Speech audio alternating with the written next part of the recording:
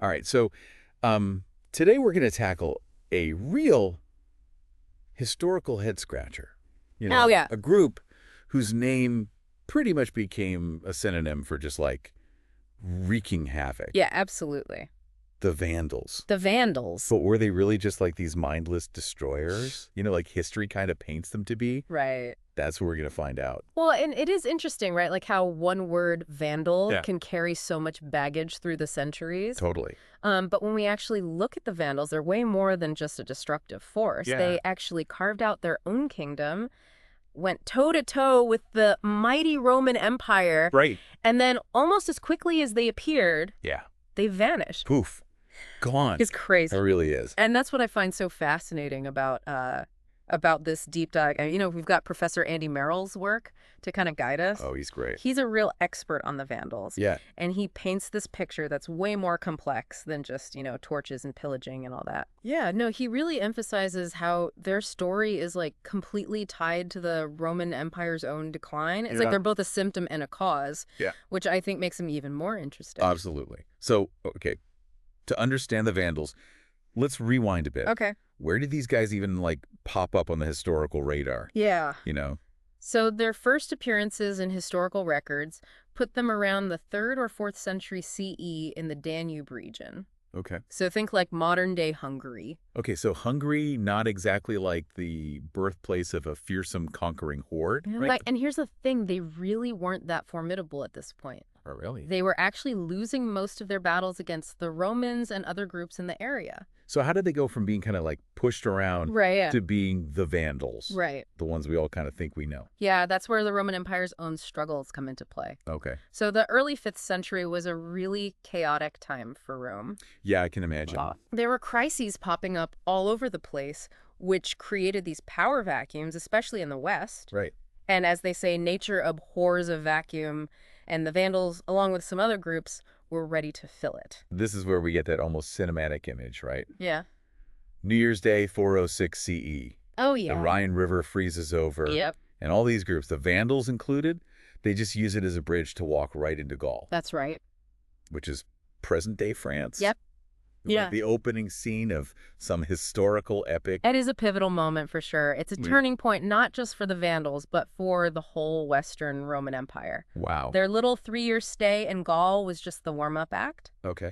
Next, they headed south into Spain, and by around 428 CE, they were at the doorstep of North Africa. Now, Professor Merrills, he clarifies, this wasn't like a mass migration of their whole population or anything. Right. It's more like a super mobile, like powerful war band with a bunch of people following them. Yeah, he estimates around 80,000 individuals total.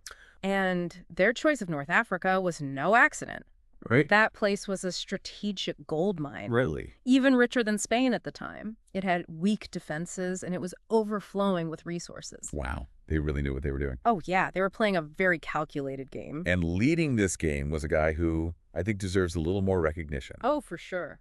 King Genseric. Ah, Genseric. Now, he was a brilliant strategist, ruled for an impressive 50 years. Yeah. And he was the mastermind behind the whole Vandal kingdom in North Africa. It's almost criminal how unknown he is compared to someone like Attila the Hun. Right. Because his impact on the Roman world was huge. Yeah, it sounds like he was playing 4D chess while everyone else was still figuring out checkers. Right. So what was his, like, crowning achievement? Okay, so in 439 CE, Genseric sets his sights on Carthage. Okay. This is a major Roman city, a buzzing trade hub, really the jewel of North Africa. Yeah.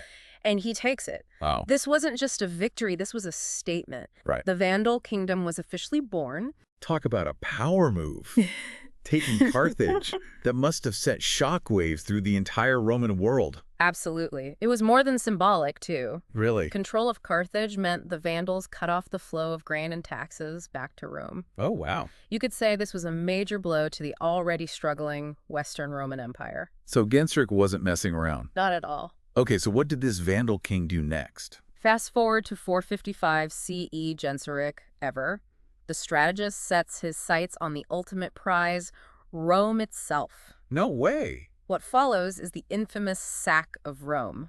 Wow. Temples looted, treasures plundered. Oh, man. They even got away with artifacts from the Temple of Jerusalem that the Romans had taken earlier. That's incredible. And it's interesting because, the Vandal sack of Rome is often overshadowed by the earlier Gothic sack, Yeah. even though a lot of historians say it had a bigger impact. Right. Why do you think that is? That's a good question. It might be because the Goths were the first to do it, you know? Yeah. Making their acts seem more shocking. Or maybe it's because later narratives, like during the French Revolution, used vandalism to describe a specific kind of chaotic destruction. Right. And that image kind of stuck. So we've got this landlocked group from Hungary who went from losing battles to conquering a huge chunk of the Roman world. Yeah. Even sacking Rome itself. It's a wild ride. They sound more like strategic empire builders than mindless barbarians. Right. And their navy is another piece of this puzzle, right? Absolutely. Remember, they came from a landlocked area. Yeah. And yet they built this powerful navy in no time. Really? They controlled islands like Sardinia, Sicily, Corsica. Wow. They basically turned the Mediterranean into their own personal lake. That's amazing. Talk about adaptability. So, okay, I have to admit the Vandals are way more complex than I initially thought. Right. But what was life actually like in, say, Vandal-controlled Carthage? Yeah. Was it just constant destruction, or is there more to it? That's where things get really interesting. The picture Professor Merrills paints is far from simple. Life in Vandal Carthage surprisingly continued to thrive. Latin was still used, Roman architecture was still standing, even the chariot races, those kept going. So they weren't just tearing everything down. Nope. They were integrating into the society, even adopting some Roman traditions. Exactly. The Vandals weren't just raiders, they were trying to build a lasting system. Wow, okay. And that brings us to a key point of contention, religion. Yes, religion always a potential powder keg in history. Right. So what was the religious landscape like under Vandal rule? The Vandals followed Arian Christianity, which was different from the dominant form of Christianity in the Roman Empire. Right. This difference led to periods of religious persecution, although Genseric himself wasn't super focused on forced conversions. It sounds like later Vandal kings had different approaches to this, though, right? Yeah, some of them even engaged in theological debates and were described as Renaissance men. That's so different from the destroy everything image. It really shows the internal dynamics and evolution within the Vandal kingdom. Right. But things started to unravel after Genseric. Okay. Their decline is just as interesting as their rise. I bet. And that's what we'll explore next. So we've seen that the Vandals were more than just bringers of chaos, you know? Yeah, way more complex. They were builders, adapters. They really left a mark that goes beyond just their infamous name. Right. But like with all empires, the seeds of their downfall were planted from within. It's like that saying, right? Empires crumble from within before they're toppled from outside. Exactly. So what were those internal cracks in the Vandal kingdom? Well, like you mentioned earlier, Genseric's death in 477 CE, that was a turning point. Yeah. None of the rulers who came after him could really match his strategic brilliance or hold on to power the same way. The classic story, right? Yeah. A strong leader builds something amazing, and then the successors can't fill those shoes. Right, and for the Vandals, their system of succession didn't help. How so? Well, the throne didn't just go to the oldest son. It went to the oldest surviving male relative, Okay. which created a lot of competition and instability. I can only imagine all those ambitious cousins, uncles, nephews, Exactly. all wanting the throne. That's just asking for trouble. Right. It was a recipe for internal conflict. Did that make them vulnerable to attacks from outside? And absolutely. Remember the Eastern Roman Empire? Yeah, the Byzantines. Right. They never really accepted the loss of North Africa. Okay. They always saw the Vandals as invaders, and they were just waiting for the right moment to strike. So they were playing the long game, biding their time until they could get that valuable territory back. Exactly. And that opportunity came during one of those power struggles. Okay, who was involved? So there was a Vandal king named Hilderic who took the throne in 523 CE. Okay. Now here's where things get interesting. I'm listening. Hilderic was the grandson of Genseric and a Roman princess named Eudocia. Whoa, so Vandal royalty with Roman blood. Exact. Talk about a complicated family tree. So did that make his reign like a balancing act between two worlds? You don't hear. Hilderic was more sympathetic to the Romans. Okay. He even made an alliance with the Eastern Roman Emperor Justinian. Interesting. But this really upset the Vandal nobles. Oh, yeah, I bet. They saw him as a puppet of the Byzantines, a threat to their independence. That must have created a lot of tension in the Vandal court, Oh, yeah. trying to please the Byzantines and his own Yeah. people who basically hated each other. It was a tough spot to be in. Did he manage to pull it off? Not really. In 530 CE, A Vandal prince named Gelimer Hilderic's own cousin led a rebellion and took over the throne. So this was Justinian's chance Wow. to use the chaos and take back North Africa. Exactly. Justinian saw his opportunity and sent a massive army led by his top general Belisarius. Okay. Officially, the mission was to put Hilderic back in power. Right, right. But let's be real, Justinian wanted the whole thing. It's like a chain reaction in history. Yeah. One event leads to another, and then suddenly everything changes. Yeah. Professor Merrills mentions that the Byzantine force is actually pretty small, though. Only about 15,000 men. That doesn't seem like enough to take down the Vandals, especially after they had fought off the Romans before. Yeah, it does seem like a David and Goliath situation. Right.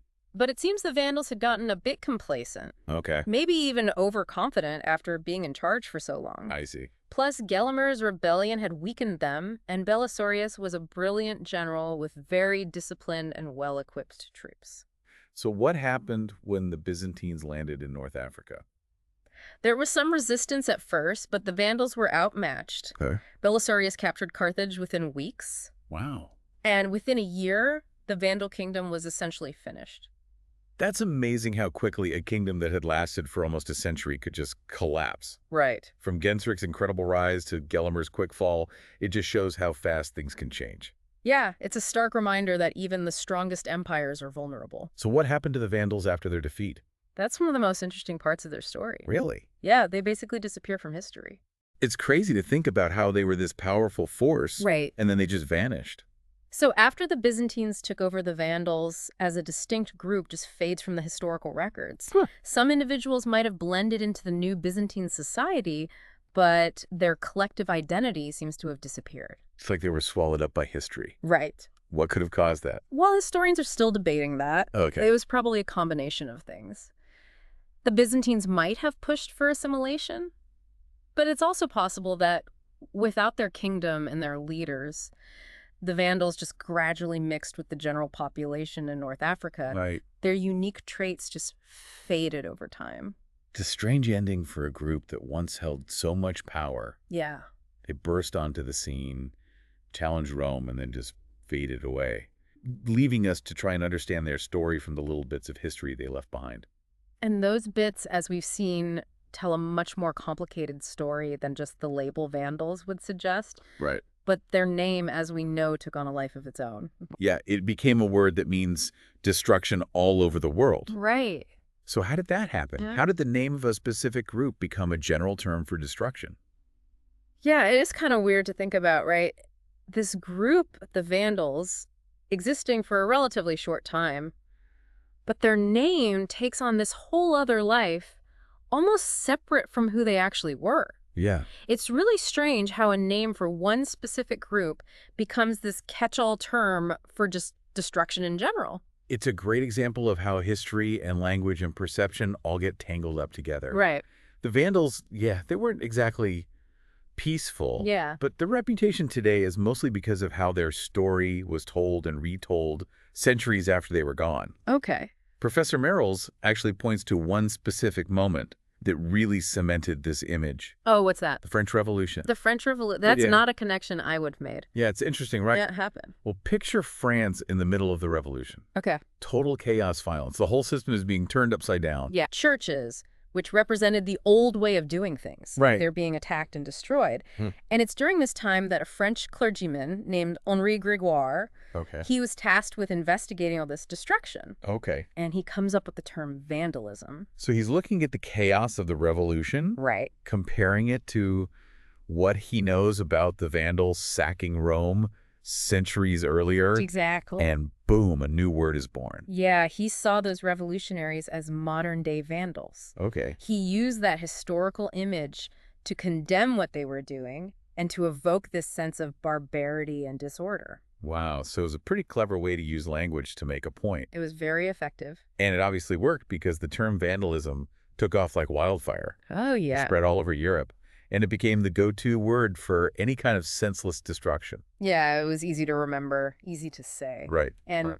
most importantly, it tapped into this deep fear of societal breakdown and chaos. It's kind of ironic in a way, right? The Vandals themselves become victims of their own historical image, Right. even though that image was created long after they were gone. Exactly. It's like this historical echo chamber. Totally. It just shows how history is always being reinterpreted and reshaped to fit the stories that later generations want to tell. Right. The Vandals, they become the poster children for destruction, Yeah. even though that's not the whole story. It's a good reminder to always dig a little deeper, to question those simple labels, Right. and to uncover the more complex stories that are hidden beneath the surface. Absolutely. So what we've learned today is that the Vandals were a lot more than just their name suggests. Right. They were strategists, conquerors, builders, adapters. Yeah. And they were deeply involved in the power struggles of the late Roman Empire. They were a product of their time. And then we have the evolution of their name. Yeah. How it became this powerful symbol of destruction, a warning that echoes through history. It's a reminder that history is never set in stone. It's always being reshaped and reinterpreted through the lens of the present. And it's our job to keep asking questions, to challenge those simple labels, Absolutely. and to uncover the fascinating stories that history has to offer. Couldn't have said it better myself. Well, this has been a really eye-opening deep dive. It has. And I gotta say, I'll never think of the word vandalism the same way again. I neither. Professor Andy Merrill's work was a fantastic guide on this journey. Yeah, he really shed light on this often misunderstood group. And for our listeners, if you're interested in learning more, I highly recommend checking out Professor Merrill's work. Yeah, there's so much more to discover. So that's all for this deep dive, folks. Thanks for joining us on this historical adventure. Yeah, thanks for listening. Until next time, keep questioning, keep exploring, and never stop digging deeper.